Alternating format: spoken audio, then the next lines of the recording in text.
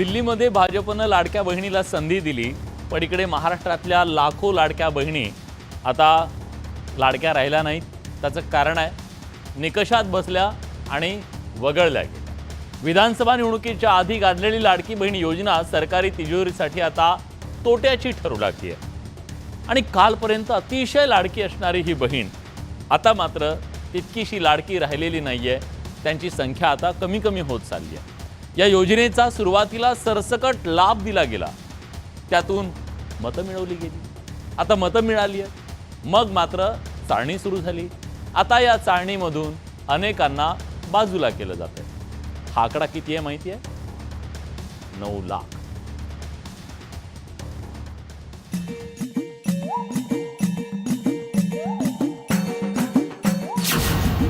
लाडक्या बहिणींचा सरकारला 450 कोटींचा चुना।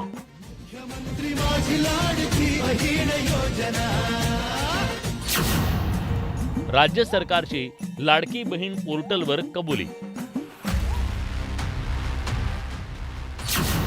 लाडकी बहीण योजनेला निकषांची चाळणी।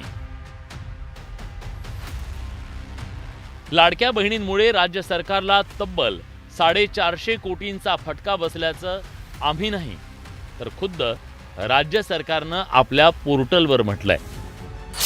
महाराष्ट्र सरकारद्वारे चालवल्या जात असलेल्या लाडकी बहीण योजनेतील 5 लाखांपेक्षा जास्त महिलांना अपात्र ठरवण्यात आलंय। तसंच निकषात न बसणाऱ्या महिलांना योजनेतून वगळण्याचे आदेश अंगणवाडी सेविका आणि विशेष अधिकाऱ्यांना देण्यात आलेत। जुलैपासून जानेवारीपर्यंतच्या 7 हप्त्यांचे पैसे त्या 5 लाख महिलांच्या बँक खात्यात जमा झालेत। ही रक्कम तब्बल 450 कोटी इतकी आहे। या लाडक्या बहिणींकडून ही रक्कम परत घेतली जाणार नाही असं स्पष्टपणे मुख्यमंत्री देवेंद्र फडणवीस यांनी सांगितलं होतं। त्यामुळे राज्य सरकारच्या आर्थिक बजेटवर ताण पडला। त्यामुळे आता सर्व जिल्ह्यातल्या लाडक्या बहिणीच्या अर्जांची पडताळणी सुरू करण्यात आली आहे। 4 चाकी वाहन आहेत, पण तरी सुद्धा ते अशा जे काही कंप्लेंट बेस्ड आहेत त्या संदर्भातली चौकशी करून त्यांचा आधीचा कुठलाही लाभ आम्ही त्यांच्या अकाउंटमधून परत घेतलेला नाही। अशा पद्धतीचा कुठला निर्णय झालेला नाही।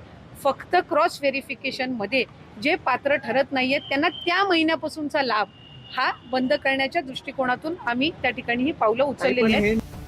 ज्या लाडक्या बहिणी निकषात बसत नाहीत त्या लाभांपासून वंचित राहणार आहेत। लोकसभेत मोठ्या पिछेहाटीनंतर सत्ताधाऱ्यांनी विधानसभा निवडणुकीच्या तोंडावर लाडकी बहिणी योजना आणली।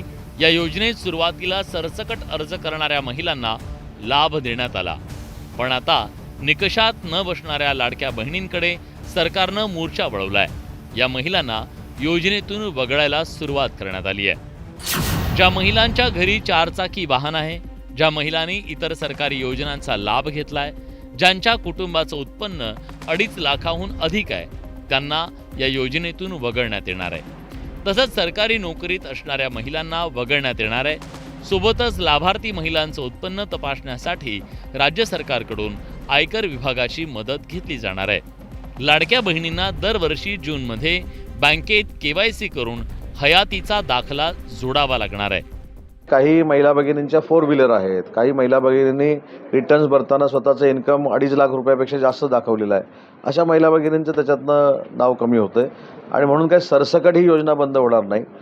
2,40 लाखापैकी 9 लाख कमी झाले असतील, पण 2,39 लाख शिल्लक आहेत, त्यांच्यासाठी ती योजना चालूच राहणार आहे। राज्य सरकारनं आता लाडक्या बहिणींची फेरपडताळणी सुरू केल्यानं विरोधकांना सरकारवर टीकेची आयती संधी मिळाली आहे। गरज सरो आणि वैद्य मरो या उक्तीप्रमाणे भाजपा आणि त्यांचं सरकार महाराष्ट्रात लाडक्या बहिणींना फसवत आहे। मुळात आता निवडणुकीच्या तोंडावर त्यांच्या खात्यामध्ये 5-5 महिन्याचे ॲडव्हान्स टाकणाऱ्या सरकारला आता यांची नीती का भ्रष्ट झाली? खरं तर सरकारच्या पैशातून मतदारांना दिलेली लाच आहे आणि हे आता स्पष्ट झालेलं आहे। केवळ करदात्यांनी दिलेल्या कराच्या पैशातून मतदारांना भुलवण्यासाठी लाडक्या बहिणीच्या योजनेतून भरमसाठ अशा प्रकारचं हे जवळपास 46,000 कोटी रुपयाचं खर्च करण्याचा घाट घातला गेला आणि आता लक्षात आलंय की आता एवढा पैसा खर्च झाला तर सगळ्या योजनांना कात्री लावायला लागते. एकूणच काय तर विधानसभा निवडणुकीच्या पार्श्वभूमीवर सत्ताधाऱ्यांनी महिला वर्गाला आपलंसं करण्यासाठी सरसकटपणे योजनेचा लाभ दिला. त्यातून सत्ताधाऱ्यांना लाडक्या बहिणींनी मतदान रूपी भरघोस ओवाळणी दिली. पण आता सत्ताधाऱ्यांनी लाडकी बहिणी योजनेला नियमांची चाळणी लावल्यानं राजकारण तापलंय. पण सरकारनं योजनेतून वगळलेल्या त्या 5 लाख लाडक्या बहिणींकडून 7 हप्त्यांची रक्कम वसूल न करण्याचा निर्णय घेऊन एक प्रकारे करदात्यांच्या 450 कोटी रुपयांवर पाणी सोडलंय. Bureau report, news 18 Lokmat.